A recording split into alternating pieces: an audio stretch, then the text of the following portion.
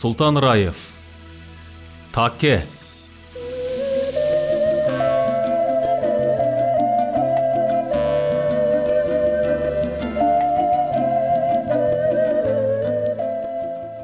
Кыргызда ички руханий тартиптүүлүктө жалпы улуттук дух да калыбына түшө элек. Таап алды Эгембердиев.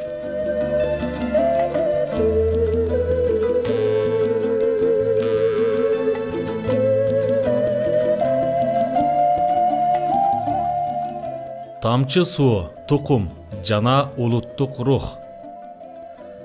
Көп жашаган билбейт, көптү көргөн билет деп бекер айтылбаганына көзүм жетти. Себеби жакында 10 кишинин бири болуп Израилге барып келдим. Чет өлкөгө биринчи барышым. Бирок чүдүгөндө эле пайгамбарлардын мекенине туш келгеним дүйнөнүн жарымын көргөнгө тете болду окшойт. Бул эстен кеткис окуя үчүн президентибизден Эгембердиевди да ала барыш керек деп какшап жүргөн Мамбеталиевдин кимисине милдеттүү экеними билбейм.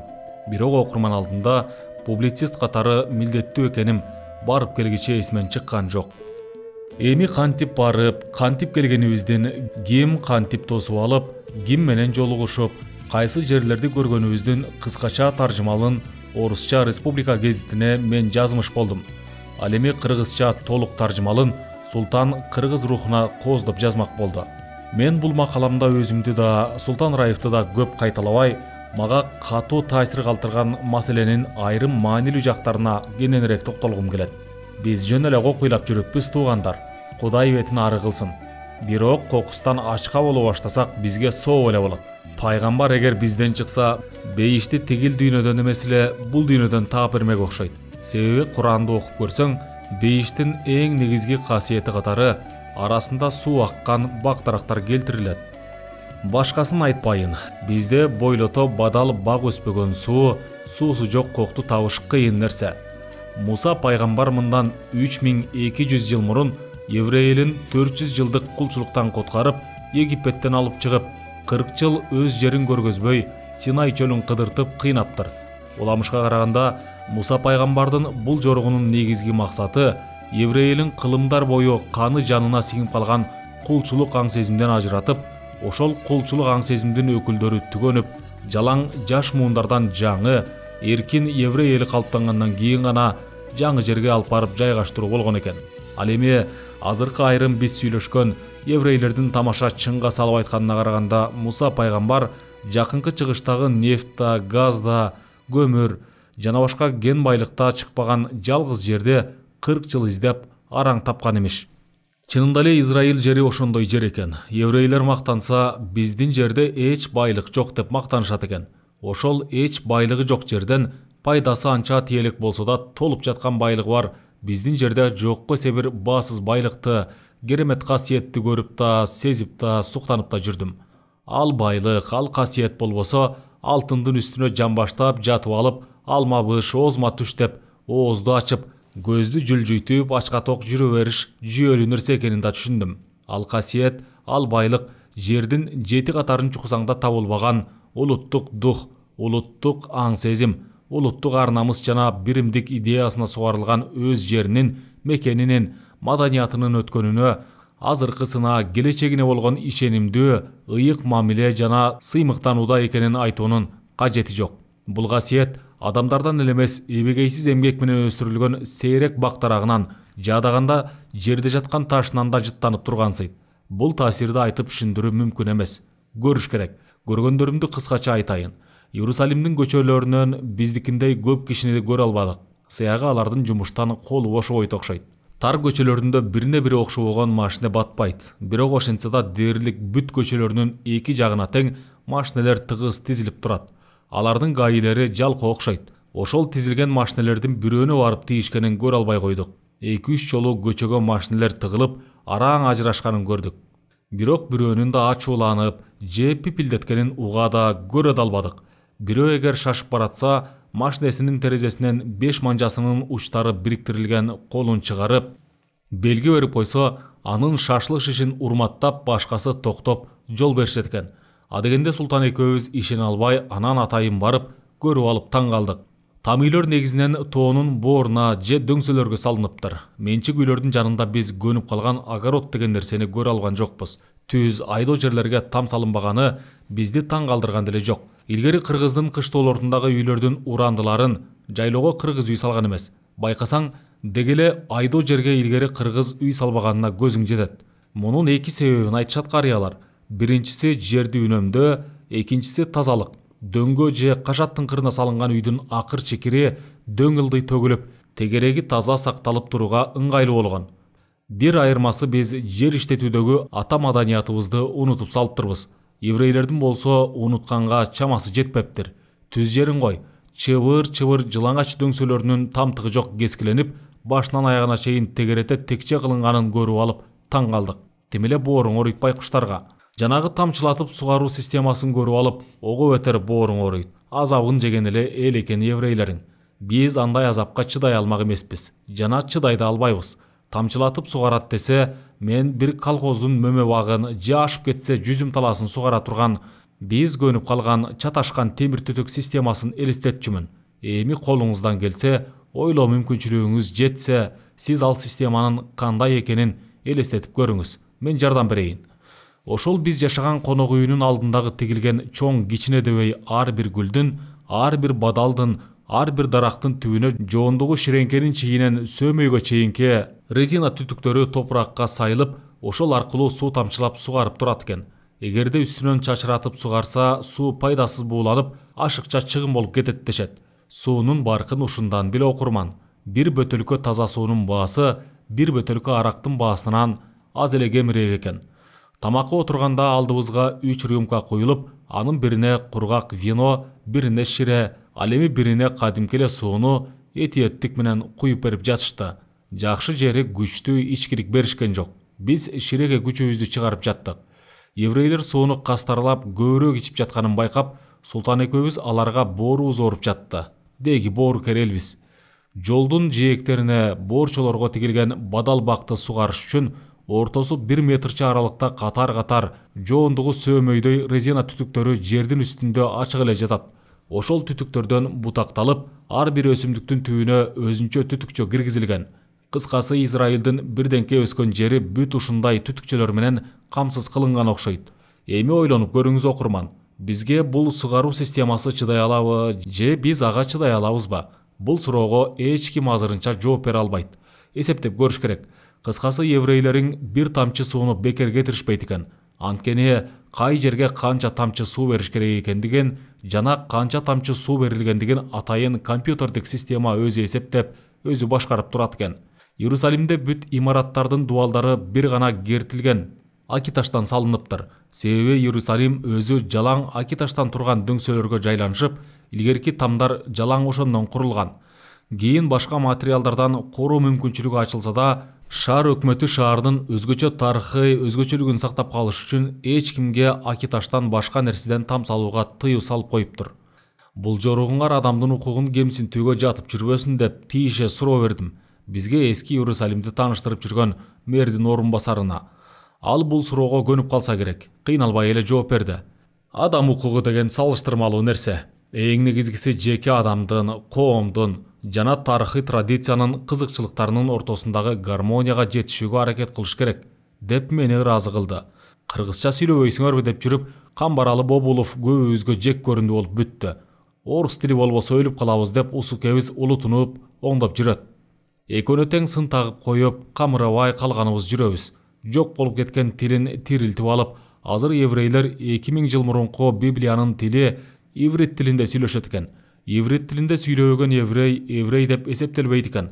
Ошон үчүн эки жактан келген чала еврейлер бир жыл жалпы сабатсыздыгын жоюп, еврейлердин илгертен калган каада салтын, үрп адатын, анан өзгөчө иврит тилин үйрөнүп, чыныгы, толук еврей болгондон кийин гана киши катарына кошулуп, ишке орношо башташат экен. Иврит тилинде таза сүйлөө еврейлердин арасында чоң жетишкендик же маданияттуулуктун белгиси катары бааланат экен. Мындай өлө арман калыкты ким көрүптүр? Библияда жазылган еврейлердин байыркы иврит тилинде 8000 эле сөз бар экен. Калган сөздүн баарын чет тилден кабыл алсак, иврит тилинин касиети кем калат дешип, еврейлер атайын тил академиясын түзүп алышып, башкасын айтпайлы, техникалык, илимий түшүнүктөрдүн дээрлик баарын туюнткан жаңы иврит сөздөрүн түзүшүп, коомчулукка сунуш кылышып жатып, ивритти көбөйтүп байытып алышыптыр. Биздин тилчилерден аякка бирөөнү жөнөтүш керек окшойт. Деги ойлончу нерсе көп. Жеринен ажырап, дүйнөгө чачырап кеткенине 2000 жыл болсо да, еврей эли тилин, дилин, маданиятын, каада салтын унутпаптыр. Өзүн улут катары сактап кала алыптыр. Биз эмне үчүн өз жерибизде туруп баарынан ажырап кала таштадык 70 эле жылдын ичинде. 2000 жылдан бери өзүн сыйлаган еврейдин Иерусалими эсинен чыкпайт. Москвада 10 эле жыл жашаган көп кыргыздын Бишкекке тили келбей калганы кандай? Мен аны Израилге барып толук түшүнүп келдим туугандар. Москвадагы киргиздерге такыр тарын багла. Себеби баарыбыз коммунисттик идеологиянын ширисин кийип алганбыз. Ага туруштук берчү биздин Библиябыз. Анан кийин кыргыздын өз ара мамилесин, жүрүш турушун, диний көз карашын, адеп ахлагын, үрп адатын, маданиятын, улуттук ар намысын, абийир ыйманын, тарыхын, жана үмүтүн камтыган еврейлердикиндей галахасы болгон эмес. Ошону колдон келишинче тез арада түзүш керек. Кыргыз 6га бөлүнүп кетелекте. Ушул маселени жылдырыш үчүн да Израилге бирөөнү жөнөтсөк ашык болбойт. Еврейлердин күчү куралында эмес, акылында да эмес. Биз ойлогондой ашыкча митайымдыгында да эмес.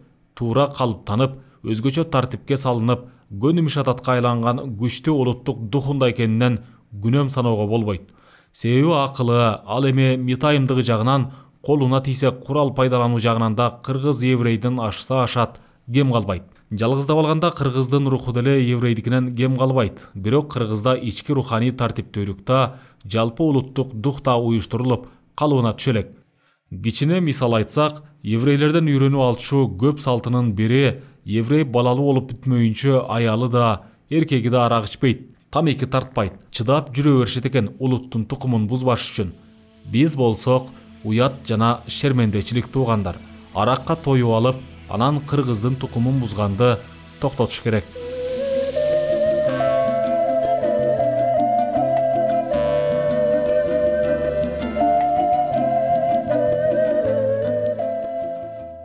Кыргызды көкөлөтө даңктап, Манастын урпагыбыз деп мактап, анан дүйнөнү кыдырып, кайыр сурап жүргөнүбүз качан токтойт деген суроо катуу ойлонтот. Табалды Эгембердиев.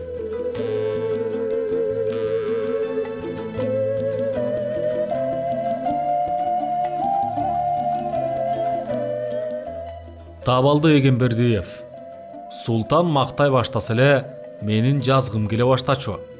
Гезитибиздин жарык көргөнүнө туп-туура 20 жыл толду.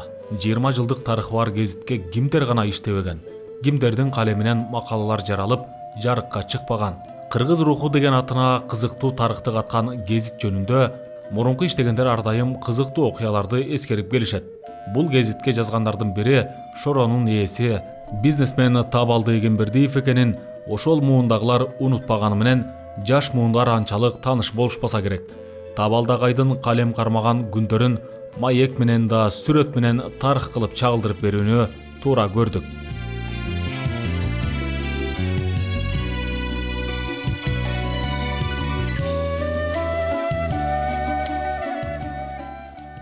Табалды агай, биз эгемендүүлүктү алганда жаралган кыргыз руху гезитибиз дагы 20 жылдык өмүр сүрүп коюптур. Бир кезде бул гезитке да сиздин макалаларыңыз жарык көрүп турчу экен. Гезит менен кандайча байланышта болуп, кайсы темадагы макалаларга басым жасачу элеңиз? Мен негизинен орусча макалаларымды Республика гезитине берчүмүн. Ал эми кыргызча макалаларымдын көпчүлүгүн кыргыз рухуна берип жүрдүм. Султан Палван деген редакторуңар өтө митаам болчу. Жолукканда эле мени мактай баштачу. Анан мен макала жазгым келе баштачу. Көп макаламдан 2 макалам көп окурмандардын эсинде калыптыр. Бирөө 2 барак эле жазылган Сакалы жок Сократ жөнүндө деген кичинекей макала. Экинчиси Америка сапары деген гезиттин 3 номерине басылган чоң макала. Негизинен маданий жана саясий маселелер тууралуу эч кимдин заказын аткарбай, өз пикиримди кээде Султанды сурантып, кээде сурантпай эле жазып жүрдүм. Бул гезиттин бир кездеги редакциясы жакшы окуяга, шатыра шатман, күлкү, кызыктуу окуяларга бай болчу деп калышат. Ошолорго сиздин да аралашып калган учуруңуз болду беле? Редакцияңарга ары өтүп, бери өтүп көп кирчүмүн. Султандын аны жок чайын ичип, тамашалашып эле каткырып жатчубуз. Эмнеге күлгөнүбүз азыр эсимде жок. Гезиттин барактарына түшпөй, көңүлүңүздө кала берген темалар болсо керек. Бул менин жарамды чукуган суроо. Мен совет заманында 2 жолу макала жазып гезиттерге алып келсем, жакшы, курчу жазылыптыр. Бирок муну баса албайбыз деп жолго салышкан. Ал заманда ыза болуп, атаң көрү басар гезит табылса күнүнө макала жазат элем деп ойлочумун. Анан кийин гезиттин баары макала сурай баштаган заман келгенде манчыркап жалкоолоно баштадым. Далай темалар жазылбай калды. Ошол күнөөм үчүн өзүмө өзүм нааразмын. Эшектин жүгү жеңил болсо жаталак болот деген эле кеп. Гезиттин 20 жылдык тарыхына кандай ой кошуп, гезит жөнүндө эмне айта аласыз? Силердин гезиттин мага жаккан бир өзгөчөлүгү маданият маселесине көбүрөөк көңүл бурат. Анан саясий маселелерге келгенде да жеңил-желпи, популисттик ушак айынга алданбаган аналитикалык макалаларга көбүрөөк орун берилчү башынан эле. Ошон үчүн бир кездеги башкы редакторуңар Султан бийликти да, байлыкты да алабыз дегендерди жана жалпы окурманды ыраазы кылган орточулдугунун аркасынан канча бийлик алмашса да аттан түшпөй келатат. Азырда калем кармап жазып калган учурларыңыз болобу? Кийинки 15 жылда кез-кезде чочугансып жазып калганым болбосо, бизнестен колум бошобой жүрдү. Азыр жаза баштадым окшойт. Жаңы чыгып жаткан Кыргызстан маданиятынын ар бир номурунда менин макалаларым чыга баштады. Макала бербей койсом, Нуралы Капаров мени 18 жыл мурун так ушул силердин гезитке чыккан бир макаламды чубалжытып 3 номурун басты. Мен уялганымдан жаза баштадым окшойт. Эми мен макала берем, качан гезитиң чыгат деп аны демите баштадым. Жалкоом кармап калбаса экен деп чочулап жүрөм. Мен бир да китеп чыгара элекмин. Себеби менин жазган эмгектериме караганда жазар нерселерим маанилүүдөй сезилет. Азыр китеп жазсамбы деп үмүт кылып жүрөм. Коомдо жашап туруп, коомдон алыс кете албайсың дешет. Акыркы учурда көкүрөгүңүздү тойгузбай, көйгөйлүү көрүнгөн кайсы маселелерге токтолуп ой кошкуңуз келет? Андай маселе көп, аябай көп. Кыргызды көкөлөтө мактап, Манастын урпагыбыз деп мактанып, анан дүйнөнү кыдырып кайры сурап жүргөнүбүз качан токтойт деген суроо катуу ойлонтот. Жаш таланттарыбызга бийликтен орун табылбай, парламентке баягы эле байлардын, айрым алдым жуттумдардын баарын алганы ойлонтот. Саясий майдандагы ынтымактын жоктугу, саясатчылардын ыплас оюндары ойлонтот. Дайыны жок чыгым тарттырган каада салттардын көбөйүп бара жатканы ойлонтот. Иши кылып ойлончу дерсе толтура. Негизи эле журналистиканы эмне себептен таштап койдуңуз эле? Мен жазсам тилимди тартпай жазам. Тилим да бир топ ачуу. Антпесең чабышка түшкөн тушалганаттай болуп каласың. Ошол өнөрүмдүн азабынан Шорону 6 ай 60 киши 4 кайтарып текшерген. Анан Жумадил бир күнү мага келип, таап алды. Же сен жазганыңды улант, Шорону жабалы. Же сен жазганыңды токтот, бизнести уланталы. Антпесең бир күнү бирденке таап алышса, түрмөгө сен эмес мени камайт. Камабаса да жөн иштетпейт, деп маселени кабыргасынан койду. Мен айласыздан аны туура көрдүм. Чыгармачылык дараметимди бизнеске жумшадым. Жыйынтыгы жаман болгон жок.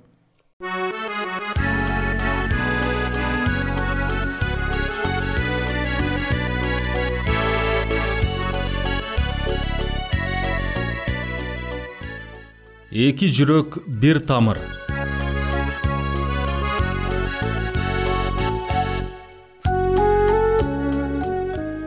Тагдыр. Бул сөз адамдын бешенесине жазылабы, турмуштун миң кубулма дүйнөсү, те галактикада учуп жүргөн оттуу метеориттей космикалык чексиздикте эки адамдын жылдызын жандырабы? Бул да чексиздикте жанган бир жылдыздай табышмагы бар.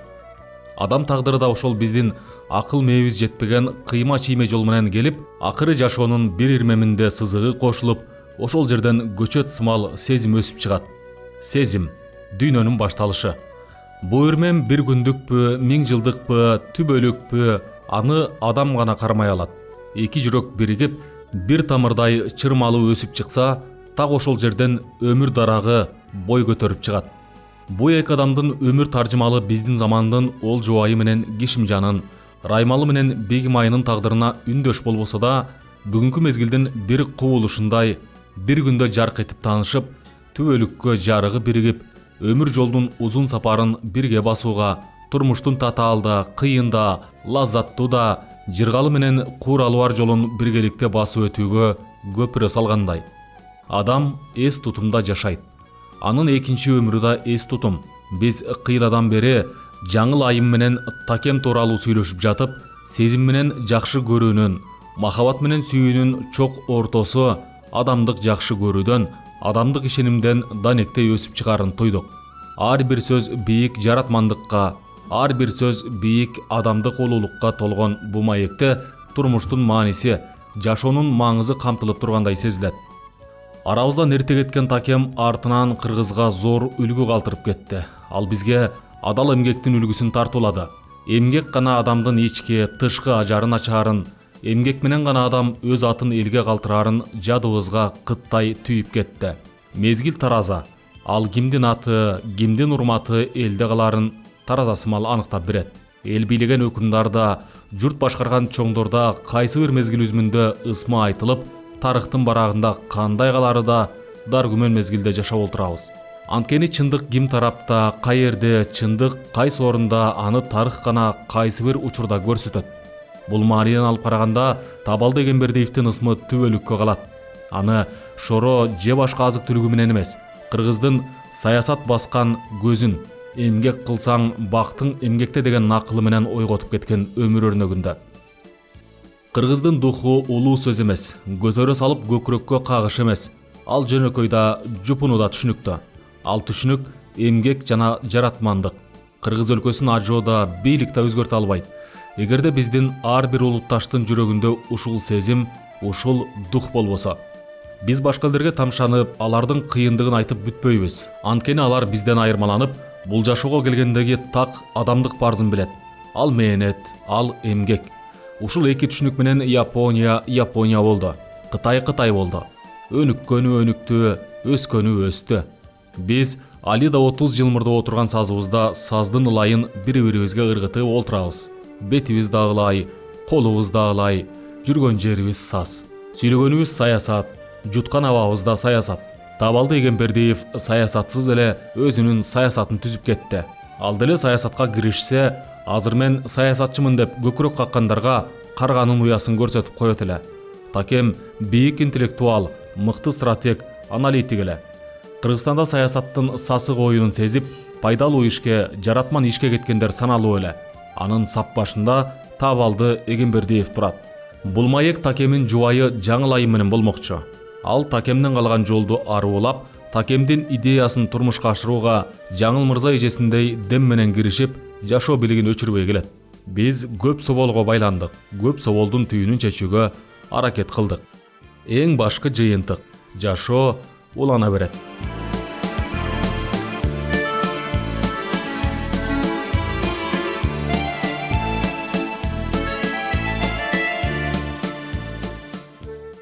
Такем менен таанышкан алгачкы күн эсиңизде барбы? Ал сизден бир канча жашка улуу эле, бирок ар бир адам өзүнүн ички энергетикасы менен адамды тартып алат. Такемдин кайсы сапатын алгач байкадыңыз, сездиңиз, туйдуңуз эле? Ошол сапаттар сизди Такеме канчалык жакындатты? 1990 советтик доордон эгемендүүлүккө, эркиндикке чыгабыз, өзүбүздүн мамлекетти түптөйбүз деген чоң идеяга байланган саясий ачкачылык акциясы болгон. Ал учурда мен КМОнун тарых факультетинин 2 курсундагы студенти болчумун. Мен өзү бунтар адаммын. Кайсы жерде адилетсиздик болуп жатканын так билип турсам, жөн отура албайм. Бетке ачык айтканмын, өзүм менен чындык душманым тарапта болсо да коргоп чыгам. Бул кыялым менен эмне үчүн кыргыз тарыхы көз басында калып, СССР, КПСС тарыхын эле окуй беребиз деп ичимен бук болуп жүргөндө, бул акция мага жага бербей калды. Ак үйгө жаш активисттерге кошулуп, ачкачылык акциясына 3 күн катыштым. Бул күндөр жаныма бир киши келип эле, сен канчанчы класста окуйсуң, сага ачка болуп эмне кереги бар, айран ичип ал деп эле келе берчү. Мени тамак иширип коюп, кайра текшертип, ушул жерде ачкачылык жарыялап жүргөндөрдү мен аркылуу жаманатты кылганы жатат деп, ал кишини провокатор санап, ак үйдө айланып качып эле жүрдүм. Көрсө ал адам Табалды экен да. Биринчи көрүшкөн алгачкы күндөрү жакшы көрмөк тургай жек көрүп жүргөм. Ошентип мен 3 күн ачка болгондон кийин система алмашты. Ага чейинда кармап отургандар болгон. Мен билгенден 7 күн ачка болушту окшойт. Кийин бир жыйынга барып калдым. Табалды мага окшошуп, бийликтегилердин кемчиликтерин өтө курч сөздөр менен, чоң дух менен катыра сындап жатты. Мекенчилдик сапаттарын ошондо байкадым. Биринчи жүрөгүм жылаган күн ошол күн болсо керек. Жыйындан чыгып, фойеде чай үстүндө бирге болуп калдык. Сиз абдан туура маселелерди көтөрүп, талапты катуу койдуңуз. Мен сизди башкача адам катары кабыл алып жүрүптүрмүн, дедим. Менин жазгандарымды окубай турбайсыңбы? Мына оку, деп дагы бир жыйында макалаларын берди. Улам жазганын окуп жатып фанат болуп кеттим. Макалаларын күтүп окучу болдум. Кээ бирде түз айткан мүнөзүмдү карматып сындап да койчу болдум. Мен сындаган сайын терикпей, кайра жагып жатканын да жашырбады.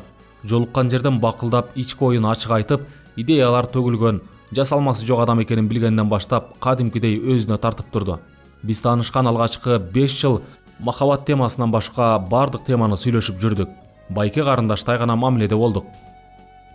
Ошо кездерде атакем кыргыз коомунда өтө белгилүү инсан эле. Бул касиети канчалык сизде адам катары арбай алды?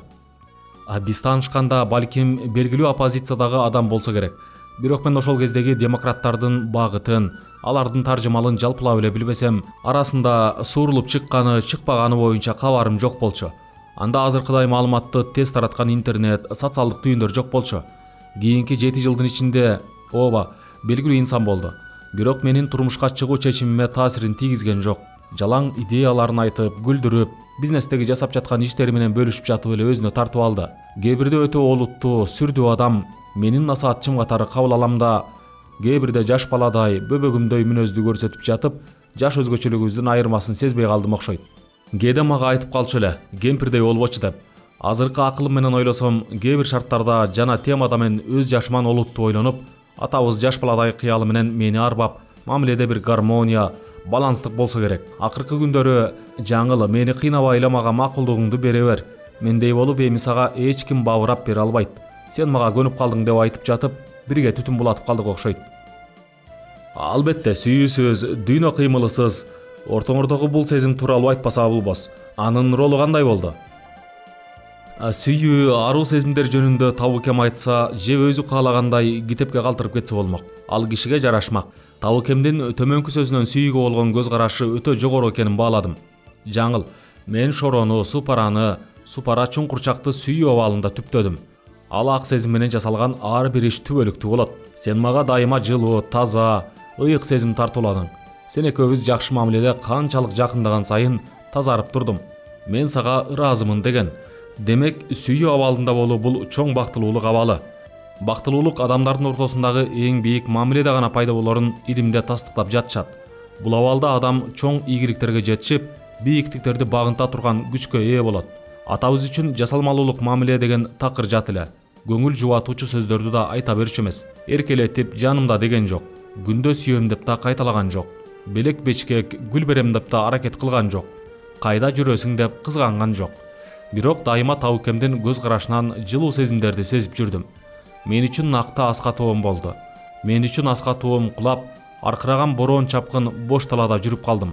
Мурда топуктуулук, бүтүндүүлүктү сезип турсам, азыр боштукту, мээмдеги чар жайттыкты байкачу болдум. Бирок атабыздын келечекти көрө билгендиги менен жашоо уланып, Супара менен алек болуп өзү сүйүү, мээрим, жылуу энергия менен түптөп кеткен Супаранын ишин улантып, атабыз үчүн бир нерсе жасагансып коюп жүрөм. Бир иш жасаса, кана кандай болуптур? Айтып койчу, сенин оюң, бааң мен үчүн маанилүү деп калчу. Көрсө, мен деле бир нерсе жасап жатканда, Табукем эмне дээр экен деп жасачу экенмин. Азыр асмандан көрүп жатат деп өзүмдү алаксытып жүрөм. Чыныгы сезимдер улуу сыйга өтөт экен. Сиз айткандай, сүйүүсүз дүйнө кызыксыз. Жада калса, сага сүйүүнүн илебин сездирип кеткен адам жок болсо да, ортодогу ыйык сезимдин илеби өчпөй, жылуу сүртүндөр менен жашай берет экенсиң. Сүйүүдөн жаралган үй бүлөдө сый урмат, ишеним толук жашайт экен. Жаңылайым, бир байкоомда ал канчалык сиздерге сакралдык таасирин тийгизди же тийгизе алды, ага ачык жообум жок. Такемин аты Табалды.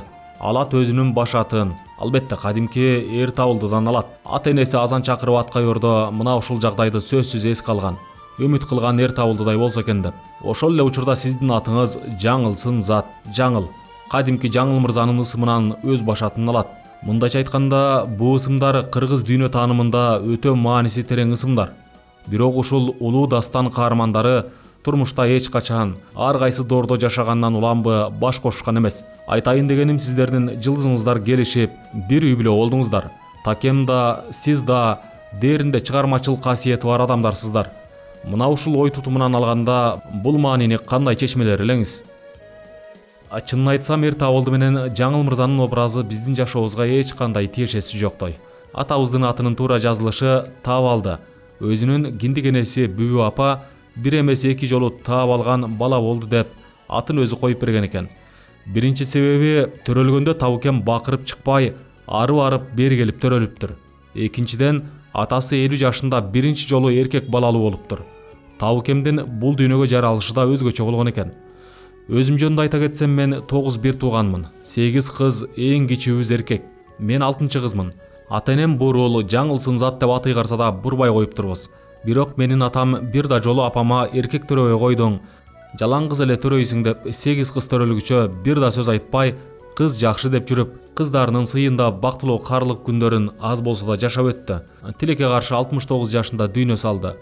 Күйөө балдары эркек уулундай эле болуп беришти. Атабыздын оозунан деле өзүнүн аты эр табылдыга байланышканын уга алган жокмун. Бирок мен бир аз таң калып жатам бул сурооңузга. Менин оюмду билип койгондойсуз. Жакында Супарада жерден бийигирээк 3-чү кабатта Табукемдин өзү ойлоп тапкан конструкциясында 2 боз үй салынган. 2 боз үйдүн бирин эр таап алды, экинчисин Жаңыл мырза деп атап койгом. Бир чети тарыхый каармандардын аты, бир чети биздин аттарыбызга окшош деп. Эми бул боз үйлөрдү атоодо канчалык сакралдык мааниси болуп калды чечмелей албайт экенмин. Балким сиз мага өз оюңуз менен бөлүшөсүз. Бул суроо жөн чыккан жокко дейм. Сиздин оюңуз да өтө кызык болуп турат. 2 жүрөк бир түтүн деген сөздү кандай түшүнөсүз? Бул керемет сөздү ачыктабаса деле өз айтып тургандай өтө жылуу сезимди сездирет. Жүрөктөр бир бүтүн боло албайт. Адамзат алакасында кандай гана трагедиялар болуп жатат. Сүйүшкөндөрдүн ортосунда дух жана дүйнө, акыл, дене сүйүүсү журулушканда гана 2 жүрөк бир бүтүн болот деп түшүнөм. Акыл менен жан дүйнө же жүрөк келише албай жатканда Табукем экөөбүздүн духубуз бизди бириктирди. Бири-бирине эч кандай шарт койбогон мамиле түзүлсө, бул чоң бакыт. Биз дагы сүйүүнүн күчү менен чыныгы сезимдердин ээси болдук деп айтсам жаңылбайм. Мага чыныгы сүйүү деген эмне экенин сездирип кеткен Табукеме абдан ыраазымын. Жогорку адамдык сапатка ээ Табукемдей адам менен бирге түтүн булатканыма чексиз Кудайга ыраазымын. Баары бир пендемин да. Кээ бирде аялдыгымды салып койгон учурлар болгон. Бирок таарынып, 1-2 күн сүйлөшпөй жашап калганымда тынчтыкта акылым тунуп, тазарып кайра жашооланып кете берчү. Чогуу тааныш күндөрдү кошкондо 25 жыл мамиледе болуп турбуз. Бир дагы жолу көңүлүмдү калтырбаптыр. Сиздин сөзүңүздөн көп байкап жүрөм. Сиз Такеми бир жолу да ысымынан атаганыңызды мен да башкалар да укпаптыр. Сиз а кишини атабыз деп айтасыз. Анын сыр түйүнү эмнеде? Ооба, туура байкагансыз. Негедир атын айтыш мага оор болду. Балким жаш өзгөчөлүкпү же сый урматпы, негедир атын айта албадым. Биз көп убакыт байке карындаш мамилеси болгондо үчүнбү, алыстан кайрылып чакырыш керек болгондо атын айта албай, чуркап барып көңүл бурдуруп сүйлөп, же жетпей калсам сөзүмдү айта албай калган күндөр деле өткөн. Көзү өтүп кеткенден кийин Табукем деп айтканга өттүм. Көпчүлүк атабыз десем өзүмдүн атамды түшүнүп алышат экен. Сиздин турмушуңузду 2-ге бөлсө болобу? Айталы, Такеме чейинки, көзү тирүүсүндөгү, Такемен кийинки, көз өткөндөн кийин. Же кандай? Эң маанилүү, өтө терең ойлонгон адамдын суроосу деп кабыл алдым. Менин атам советтик системадагы партиялык кызматтарда иштегендиктен баарыбызга белгилүү идеология менен тарбияланганмын. Табукем болсо накта демократ, эл эмне дейт деген түшүнүктөн алыс. Ой жүгүртүүсү, кулк мүнөзү такыр башкача. Бирок жашоого көз караштары ар түрдүү болсо да, мен чоңойгон үй бүлөдө да, Табукемдин канында да адамзаттын эң жогорку баалуулуктарын бийик туткан мүнөздөрүбүз бизди бириктирди. Ой пикир, көз караш, идеянын үстүндө талашып тартышып, кызыл чеке болчубуз. Бирок адамдык сапаттарыбыз менен бири-бирибизге тартылып турчубуз. Табукемдин көз өтүп кеткенден кийин сиз айткандай жашоом чейин жана кийин болуп бөлүнүп калды. Сен аялсың, үйдө отур деп аялдык комплекс жаратпай, дайыма иштерин аралаштырып жүргөнүнө карабай, тирүү кезинде атабыздын көлөкөсүндө жашаган мага жакчу. Атабыздын көп идеяларын, кыялдарын уга берип, кандайдыр бир иллюзияларды өзүмө түзүп алып жашай бериптирмин. Атабыз абдан позитивдүү, идеяларын айтканда түбөлүктүү жашай турган абалда жүрөр элем. Өзү айткандай, мен 80-ге чыкканда сен 60-ка чыгасың. Анан сенден барып келип күйөөң жөнүндө айтып койчу деп сурайт деп калчу. Ошол күндөрдүн эрте келгенине ичим өрттөнүп кетет. Атабыз кээде өзүнүн башкаларга окшогон кыял жоругу, мүнөзү менен капа кылып койгон учурлары да болгон. Ал көрсө болбогон эле бир пендечилик экенин түшүндүм. Көз өткөндөн кийин дүйнөнү реалдуу көрсөтпөгөн көз айнектер чечилип, колумдагы алтынды жоготуп, бир караанына, сөзүнө, көзүнө зар болуп отуруп калдым. Ой басты. Атабыз кандай жасамак, кандай карамак деген суроолорду көп берип баштадым. Көзү бар кезде салыштырмалуу түрдө абсолюттук эркиндикте жашаганымды билдим. Азыр бир аз кысынып, ар кандай ойлор менен чектелип калдым. Супара үчүн, балдарым үчүн керек экенимди сезип жашоо уланууда. Супараны түптөп кетпесе мындай керемет, жомоктой жерди эч ким жасамак эмес. Жаңыл, энчилеп заңгыраган үй салбай эле коелу. Ага кеткен каражатты супарага салалы. Көрөсүң, канча адам келип жырга үй салат, канча адам иш табат. Сенин да алектенип чыгармачылыгың артат, деп көрөгөчтүк кылыптыр. Стратег экенин бул жерден да тастыктады. Эгер супара жок болсо, бир чоң хан сарайдын бурчунда көз жашымды көлдөтүп отурмак экенмин. Азыр келген коноктордон Табыкем жөнүндө угуп, өзүмдү алаксытып жүрөм. Көзү бар кезде албетте болбойт. Миң кыйын болуп кетсең да атабыздын орду толгус. 1000 жылда бир жаралган адамдан айрылып жатсам, албетте жашоом чейин жана кийин деп бөлүнөт. Эки жашоомдун айырмасы асман менен жердей. Жарыгым өчүп, Табыкемди жоготуп алганда карап туруп көрбөй, угуп туруп укпай, кайдыгерчилик басып, түшүнүксүз абалга келдим. Көрсө ал стресс деген болот экен. Ошон үчүн бардыгыңыздарга кайрылып кетет элем. Жүрөк ырдагысы келсе ырдап, бийлегиси келсе бийлеп, уялып, көп жакшы сезимдерди баспай, бактылуу күндөрдү көп өткөрүп жашаш керек экен. Жашоо өзү эле бир күнү жүрөгүңдү эч нерсе каалатпай коет экен. Биз бул жашоодо, бу актыкта адамга карата акыркы сөздү айтабыз. Кандай адам эле деп. Эгер ушул суроону сизге берсек, Такем кандай адам эле сиз үчүн? Эч кимге окшобогон адам эле. Өмүр бою таң калып жүрүп өттүм. Өзүн пендечиликтен жогору чыгарып алган билимдүү, акылман адамдар баары бир башкача болот экен деп калдым. Жасалмасы жок кандай болсо ошондой адам эле. Табыкеме тарыңганга мүмкүн эмес эле. Сиздин оюңузча Такем адамдын кайсы сапатын бийик тутат эле, кайсы сапатын жактырбайт эле? Бийик тутканы ачка жүрсө да бирөөнүн оокатына кол салбаган адам эле. Билимдүү, өзүнөн акылдуу, күчтүү адамдарга чоң сый менен мамиле жасап, алардын күчтүүлүгүн даңазалап, сыймыктанып турчу. Ич күйдүлүк, саткын, кошоматчылык, көрө албас, текеберчилик, эки жүздүү сапаттарга ээ адамдарды жаман көргөнүн ачык эле билдирип, алар менен мамиле түзүүдөн качып турчу. Такемин бул жашоодогу ыраазы болгону, бул жашоодон нааразы болгону эмне деп ойлойсуз? Аны сизге айтчу эле. Ыраазы болгону эгемендүүлүктүн келгени, өз алдынча мамлекет болуп желегебиздин желбиреп турганы эле. Нааразы болгону эл башчыларынын биринен өтүп биринин катачылыгын кайталап, чабал болушуп, калыс, адал башкарбагандыгы. Күчтүү лидер күтүп жүрүп өтүп кетти. Мен Такеми кыргыздын көзүн эмес, жүрөгүн ойготуп кеткен инсан деп билем. Нукура кыргыздык сапат Такемде эле. Каны жаны, турган турпаты бүт кыргыз жыттанган адам болгон. Ошол эле учурда ой жүгүртүүсү, дүйнөлүк масштабты чапчып, курулай патриот боло бербей, кыргыз элимдин байыркы тарыхын казып окуп, жакшы жаманын талдап, өнүгүүнүн өзүбүзгө ылайыктуу жолдорун издеп, ааламдашуу дүйнөдө кайсы дөөлөттөрүбүздү сактап, жоголуп баратканын жандандырып жашашыбыз керек экендигин, ашыкча кереги жок стереотиптерден арылышыбыз керек экендигин айтып эле койбостон, иш жүзүндө далилдеп кетти. Кээ бир байлык топтогон инсандар өзүнүн байлыгына чиренип, кайсы бир уруунун, кайсы бир аймактын туусун көтөрө бергени бар. Такем бул жалпы улуттук алакакка чыгып кеткен инсан эле. Такем үчүн улуттук намыс деген сөз канчалык? Туура бамдадыңыз. Кур намыс эмес, улуттук ар намыс деп бул дүйнөдөн жашап өттү. Руханий байлыкка бай адам материалдык жактан байыса чиренип, текеберленип деле кетпейт да. Куру намыска салып, акчалуу адамдын психологиясында жашаган хан сарай, мечит салышым керек, атын акча менен чыгарам деп сиз айткандай уруусунун кызыкчылыгын көтөргөн жок. Жердешчилик, тууганчылык менен ооруган жок.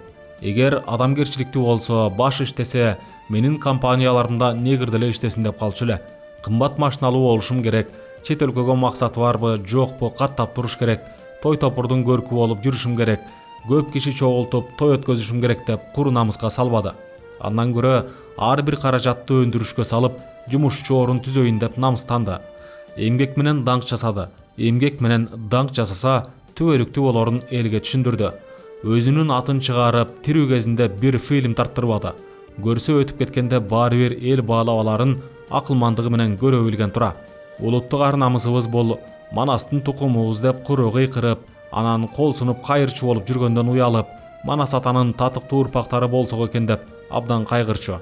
Таза ак мөңгүлүү тоолорубуз, мөлтүр сууларыбыз биздин келечегибиз деп ошолорду көздүн карайгиндей сактаганга үндөчү. Такем өзүн бай адаммын деп эсептер эле. Байлык ал үчүн эмне? Табыкем үчүн байлык бул эркиндик болчу. Чоң байлыгы өзү айтып кеткендей, эч бир уурдалгыс, жоготкус, инфляцияга кабылбаган билим эле. руханий дүйнөсү бай болчу, материалдык дүйнөгө такыр кызыккан жок, бизнеске деле бир киреше таап бай үчүн барган жок. Жаратман адам катары кыргыз дөөлөттөрүн көтөрүп чыгып, кыргыз элимдин таза тамактануусуна салым кошуп, кылым карытып, кыргыз элин багып келген тамактарды модага айлантты. Супара эмне үчүн кымбат деп калышат. Супараны байып кетүү максатында кымбат кылган жок. Эмне үчүн кыргыз кымбат жер салып иштете албайт? Чет өлкөлүк инвесторлор салып жаткан эс алуу жайларындай кымбат баа койгула, баасына жараша кызмат көрсөткүлө деп маркетинг багытын көрсөткөн. Ошол эле учурда ар бир бизнес өзүн өзү багып кетиш керек. Эгер өзүн бакпаса, куру намыска калып жөн эле атын чыгарыш үчүн бизнес жасабаш керек деп базар экономикасынын да мыйзамдары менен иш алып барган. Кыскасы, өмүр бою бир тыйынды эки кылып, бизнести таза жол менен түптөп, улам-уланып отуруп бүгүнкү бизнес моделин түзүп кетти. Азыр канчалаган кишилердин көзү ачылып, улуттук долбоорлордун үстүндө иштеп, монетизация жасап жатышат. Азыркы термин менен алганда, улуттук проектти монетизациялоо бул креативдүү экономикага барып такалат. Өзүн ойлобой, курулушчулар менен бирге жашап, алар ичкен тамакты жеп, кызыктуу жашоо сабактарын, таң калыштуу жашоо издерин калтырып кетти. Биз билгенден такебиз эч бир бийликтин алдына барып, кулдукта урган, саясатка да аралашпады. Мен билгенден такем кыргыз эгемендүүлүгүнүн башатында турган, демократиялык кыймылдын активдүү мүчөсү болгон. Анын саясаттан таптакыр ажырашына, ага киришпегенине не себеп болду? Такем чындап саясатка киришсе, далайсызга отурмак. Саясатка болгон антипатиясын сизге айтпады беле? Туура айтасыз, кулдук урган жок. Тескерисинче бийликтегилер кулдук уруп турса туура болмок. Кыргыз элиме 5 президент болду. Бири да өзүбүздүн улуттук, дүйнөдө жок эгемендүүлүктүн үзүрүнөн пайда болгон алгачкы өндүрүш компаниясын көрүп коелу деп ойлошкон жок. Роза Отунбаева эжеден башкасын айтам. Эже бир жыл өтө оор стабилдүү эмес кырдаалда иштеп кетпедиби? Шорону ойлогонго деле жетишкен жокко. Бирок ошол учурда Супара этнокомплекси жаңы эле түптөлүп баштаган. Шоро баштаганда иштин болуп кетерине ишенбей өзүңүз баштап шылдыңдаган сыяктуу, Супарадагы таш үйлөрдү, топурак боз үйлөрдү бул эмне деген шумдук деп мен баштап түшүнбөй жүргөндө Роза эже келип, колдоо көрсөтүп, расмий конокторун сыймыктануу менен алып келип турду. Албетте, коноктору өз өлкөлөрүндө мындай эски жашоону чагылдырган жер жок экенин айтып, таң калып кетип жатышты. Дагы бир таң калган жерим Роза эженин жөнөкөйлүгү. Президент болуп турса да ызы-чуусу жок эле келип кетип турганына баа берем. Аскар Акаев да өз учурунда Шорону парламентке чейин койдуруп, баарына реклама жасап ичиргенин билем. Бирок Шоро заводун башка президенттер сыяктуу эле көрүп кеткен жок. Эл башчылары улуттук дөөлөттү сыйлап, урматтабаган үчүн азыркы кейиштүү тагдырда калыштыбы деп да ойлонуп кетем.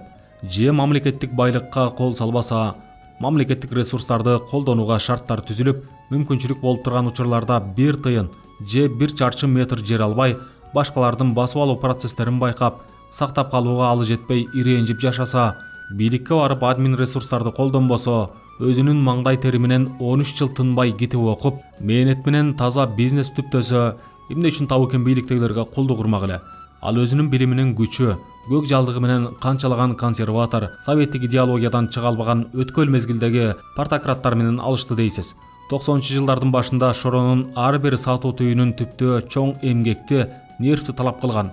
Баары эле оңой келген жок. Арстанбек Саргалдаевдей адамдар бирин-экин эле болбосо Шоронун точкаларын ачуу бир азап эле болгон. Арстанбек кийин эскерип айтып берсе, жүрөгүм жылыды. Ошол жылдары квас же пиво сатчу экен.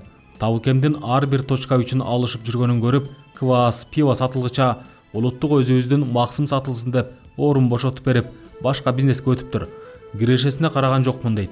Арстанбектей мекенчил адамдарыбыз көп болсун, бар болсун. Саясатка активдүү киришпесе да, дайыма саясат таласында эмне болуп жатканында кабардар болуп турчу. Чөнтөгүндө тамеки тартканга акча жок болсо, саясаттан пайда жок деп бизнеске баш оту менен кирип кеткен. Анын үстүнө саясатта өзү ишенип жүргөн тарапташтары өзлөрүнүн туруксуздугун көрсөтүп, көңүлүн ортуп койду окшойт. Экинчи себеби, өзү айткандай бизнести саясатка аралаштырбаш керек. Бизнес болсо менин чыгармачылыгыма кызганып жатат деп 3 багытты бирдей алып кетүү мүмкүн эмес экенине көз жетип кетти. Арманы бизнес деп жүрүп, китеп жаза албай калды. Бирок сиз айткандай саясатта жүрсө, өтө күчтүү саясатчы болуп, көп реформаларды жасамак. Табыкемдин бир өзгөчөлүгү эмне менен алек болсо да майын чыгарып жазачу. 60 жашында илгери студент кезинде окуган формулаларды эстеп, чийген проекттин эстеп чыкчу. Кантип эстейсиз деп таң калсам, мен баа үчүн эмес, өзүм үчүн окугам дечү. Көп саясатчыга жетишпей жаткан дух, эрк, калыстык, мекенчилдик, билим, ойлонуп сүйлөп чечим чыгарган, сөзү менен иши, ою дал келген, харизмасы күчтүү, башкача айтканда сүрү табы кимде бар болчу? Салттуу суроо.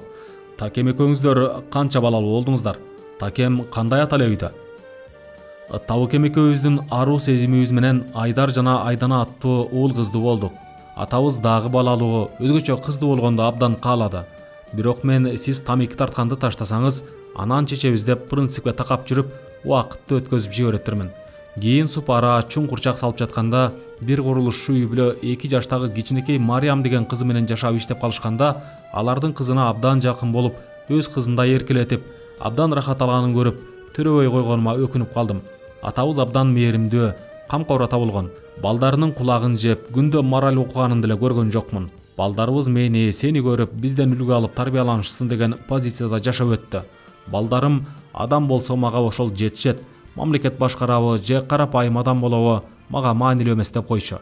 Кудайга шүгүр, ар кимиси өз алдынча өз иштери менен алек, өздөрүнүн жашоосун өзлөрү алып кетип жатышат. Кандай балдар болгонун эл бааласын. Нике кайып деген жакшы сөз бар кыргызда. Бул суроону бербей кеткенге болбойт. Мен Такемин биринчи аялын бүлчү элем. Колунан да чай ичип калганмын. Бейиш болсун. Сурайын дегеним, Такемин абалдары менен мамилеңиз кандай? Сиз аларга апа ордуна апа, эне ордуна эне боло алдыңызбы? Ушуну сурайын дедим эле. Нике кайып деген жакшы сөз бар кыргызда. Ооба, мен Табыкемдин экинчи никесимин. Эч качан өзүмдөн 19 жашылуу, мурда үйлөнгөн, 4 балалуу адамга турмушка чыгам деп ойлогон жок элем. Турмушка чыгууга макул болуш үчүн акылым менен жүрөгүмдүн ортосунда айтып жеткиргенге мүмкүн болбогон аеосуз күрөш жүрүп, кантип жүрөк жеңип кеткенин сезбей калдым. Негизи мен өтө принципиалдуу адаммын. Кантип принциптерден тайып, үйлөнүп калганыбыздын себебин нике кайып деген жөн жерден боло бербеген сөз менен түшүндүрөт элем. Биринчи никеси менен да сезимдердин негизинде бириккен үй бүлө болгон экен. Алардын ортосундагы сезимдерин сактап бага албай, көңүлдөрү эмне себептен калышканын мен айта албайм. Ата энеси үчүн балдары жооп бербейт эмеспи? Биринчи никеден уулдарыбыз Алмаз жана Кайрат, кыздарыбыз Назгүл жана Салтанаттар менен биз үйлөнгөндөн баштап эле жакшы мамиледе катышып турдум. Апаларынын ыйманы саламат болсун. Эгерде жалпы көрүнүшкө кайрыла турган болсок, өз апасы деле балдарына ар кандай сезимдерде болот. Менин кайненем Табыкемди өзгөчө жакшы көргөнүн байкачумун. Биринчи жолу ушундай берилип сүйгөн энелик мээримди кайненемден көрдүм. Баласына бир дагы жолу таарынганын көргөн жокмун. Менин өз балдарыма Табыкемдин улуу балдарына караганда катуу мамиле жасайм. Эми мен өзүм канчалык мээримдүү апа болуп жатканымды айта албайм. Өзүмдү табиятымдан өтө деле мээримдүү апа катары эсептебейм. Балага үзүлүп түшүп, жалынып, жалбарып, жакшы көрүү деген менде жок. Ичимден гана жакшы көрүп, бата берип, тиленип турам. Табыкемдин көзү өтүп кеткенден кийин Алмаз менен Кайрат балалуу болгондо, атын сиз коюп бериңиз деп кайрылышканда абдан жүрөгүм жылыган. Ушул мисал менен биздин ортобуздагы мамилени түшүндүргүм келди.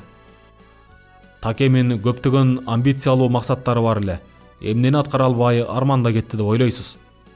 Жогорку максаттарды коюуда, кыялданганда Табыкемдин ар бир касиети ошол кыялдына сүңгүп, ошол жерде эле жашап жаткандай кооздоп, сонун айта берчү. Ошондуктан мен ал киши жасабай кеткен идеяларын колуман келгенин иш жүзүнө ашырып, колуман келбесе ошол идеяларын угуп, маалымат ташып жүрүүчү катары тиешелүү жерге, тиешелүү кишилерге жеткиргенге аракет кылып жатам. 20 жылдан бери бийлик өкүлдөрүнө жеткизе албай кеткен көчмөн шаарчасын куруу идеясы бар эле. Бул проект иш жүзүнө ашса, кылымдарды карыта турган, муундан муунга өтө турган сонун иш болмок. Мындай жер бизге аба суудай керек. Анын үстүнө кыргыз элим колунан көрү төгүлгөн кол өнөрчүлөргө бай. Ар кайсы өлкөгө барып аларга кургуча, алардын күчүн, талантын өзүбүзгө колдонуп алсак сонун болмок. Эң кооз кыргыз жерлеринин баасын көтөрүп, улуттук проекттеги супарадай эс алуу жайларын, жаратмандарды тарбиялап өстүргөн өзгөчө программа менен окуткан билим берүү жайларын курмак, китеп жазмак. Мен билбеген дагы канча идеясы өз менен кошо кетти. Азыр эстесем, биз бири-бирибизди тааныган жылдары идеясын талашып тартышып жатып, кээ бирде ой пикир келишпей урушуп кетип жашоо өтүп кетиптир. Аял күйөөдөй болуп чай үстүндө балдардын келечегин талкуулоо, бирөөлөр жөнүндө ушакташуу да болбоптур. Кечиресиз, Такемин сизге айткан акыркы сөзү керез эмне болду?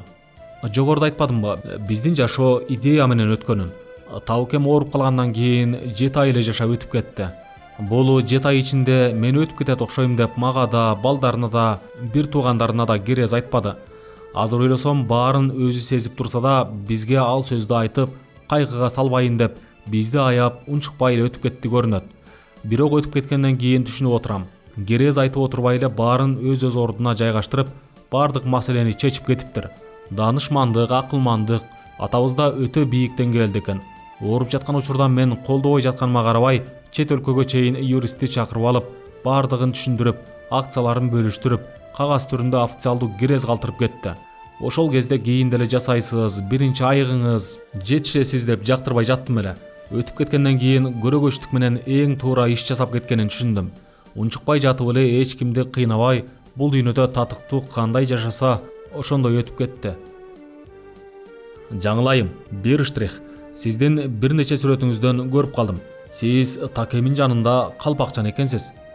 Ооба, азыр эсиме түштү. Сиз айткандай, калпак кийип бир эле учурда тартылган сүрөт жана видео бар. Негизи мен калпак кийбейм. Бир күнү Таукемди Нурбек эген Манастын төрөлүшүн утурлап деген документалдуу киного тартмак болуп даярдап жатканда, эки түрдүү калпактан тандап кийгизип, күн катуу тийип жатканынан сактануу үчүн бирөөсүн өзүм кийип алгам. Анан кокустан Таукемдин жанында турсам, мага кошо суроо берип, калпакты чечип түшөйүн десем, Таукем ушул боюнча түш, жакшы жарашып калды деп чечтирбей койгон. Ошондон калпак кийип тарыхта калган окшойм. Же болбосо андан кийин такыр кийген жокмун. Бул суроо сизде эмне үчүн пайда болду деп ойлонуп калдым. Калпак кийип туура эмес кылган окшоймун, Атабыз болсо билебиз, анча-мынча чектерди көңүлгө албаган, бир калыпка түшпөгөн адам болгон үчүн калпак кийгениме маани деле берген жок го дейм. Сиздин түшүңүзгө Такем акыркы жолу качан кирди? Эгер сыр болбосо, ошол түштү айтып бере аласызбы? Ойго келбеген укмуш суроолорду узатат экенсиз. Негизи Таукемди көп түшүмдө көрөм. Сиздер көрүп жүргөн келбети менен мурдагысындай эле шатыра шатман, кээде алыстан карап туруп кетип калат. Кээде кадимкидей сүйлөшөбүз. Түшүмө кирсе, кадимкидей сагынычым, кусалык азайып, өзүнчө кубанып калам. Таң калганым акыркы ооруп, арыктап, жаны кейип турган учурлары түшүмө кирбейт. Түшүмдө сиздин ооруңуз коркунучтуу, суук тийбесин, кийинип алыңызчы деп эле тирүү кезинде кайгырып жатканымды көп эстеп калам. Кээ бирде даана айткан сөздөрүн көңүлгө түйүп, түшүмдү жооруганга аракет кылам. Көп киши Таукем түшүмө кирди, Куран окуп коелу деп калышат. Таукем өтүп кеткенден бери биз көрбөгөн дүйнө бар экенине ишенип баратам. Кадимкидей байланыш бар экенин сезесиң. Бир мисал келтирсем, Таукем жаткан күмбөзгө жаңы өтүп кеткенде гүлдөн жүрөк жасап койгонбуз. 3 жылдан кийин ошол жүрөкчөнүн ортосунан жапайы бак өсүп чыкты. Айланасында бир да жерде андай бак жок. Мен аны Таукем баарын көрүп билип, мен бармын дегендей эле белги катары кабыл алдым.